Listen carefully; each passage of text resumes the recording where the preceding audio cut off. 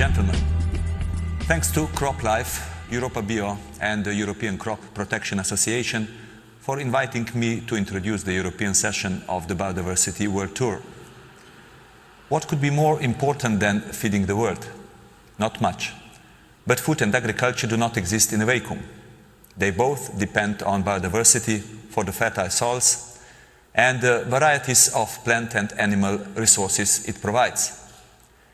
It is no exaggeration to say that the world now stands at a crossroads. Biodiversity loss continues, and we face some difficult choices if we want to reverse the trend. We need to act now and globally, or we compromise our own future and that of our future generations. Of course, we don't really have a choice about whether to act or not. We lost the luxury of choice a long time ago. I have said this before when I spoke about reforming Europe's common agriculture policy. And I will be saying it again in a week's time in Nagoya, Japan, where we will be trying to adopt a new global strategy for biodiversity for the next decade. One key point in Nagoya will be about access and benefit sharing, or ABS.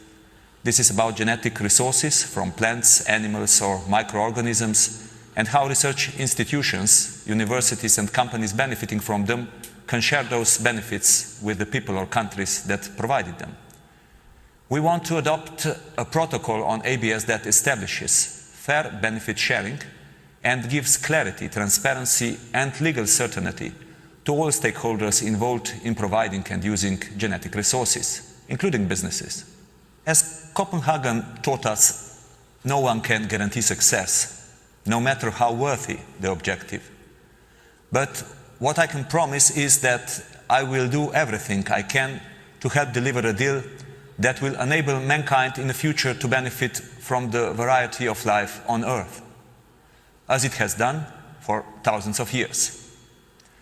I wish you all the best with the roadshow, not just in Europe, but in North America and Asia too. This is a global issue after all. And I look forward to hearing your conclusions at CBD COP10. Thank you for your attention. Thank you very much, and welcome to the second session of the Biodiversity World Tour. It's a series of global town meetings where we have the opportunity to share information and to learn more about how we face this challenge of feeding the world that has a population expected to grow to 9 billion by 2050, while preserving the critical natural resources, including biodiversity, for future generations. Last week, the Biodiversity World Tour was in Des Moines, Iowa, and farmers from around the world gathered to share experiences and to tell us firsthand how they are already taking actions to preserve biodiversity on their farms. And we heard U.S. Secretary of Agriculture Vilsack say that we need to use all of the tools in the toolbox to confront this dual challenge of feeding the world as well as preserving biodiversity. He said that if properly managed, science and new technologies can enable existing farmland to produce more food while preserving much of the native biodiversity. And just a few moments ago, we heard Commissioner Potocnik say that the world is at a crossroads. It was an urgent plea to say that we need to take actions to reverse the trend of continuing loss of biodiversity for the future survival of our children and future generations. Maybe I can frame the seriousness of the situation with a brief analogy. Imagine, if you will, that each species in our ecosystem is like the bricks in a house. If we lose a few bricks over several years, the house continues to stand. However, if we accelerate the process and we start losing more and more bricks each year, after a few years, the foundation weakens and the house collapses.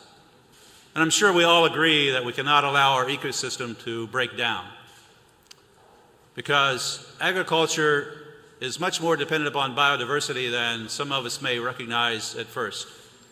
After all, sustainable agriculture relies upon the maintenance of the fertility of the soil, of the availability and quality of water, and biodiversity provides the vast resource of abundant plant genetics that allow us to breed new plants that result in crops with greater yields or greater nutritional content, and the ability to withstand stresses that are going to be coming about as a part of climate change. So the issue of agriculture and biodiversity are inseparably linked.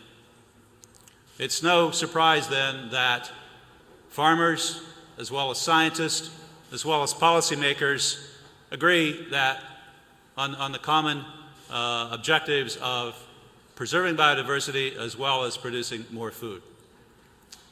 Paul Ehrlich said that scientists understand that we must preserve biodiversity because it's working parts of our life support system.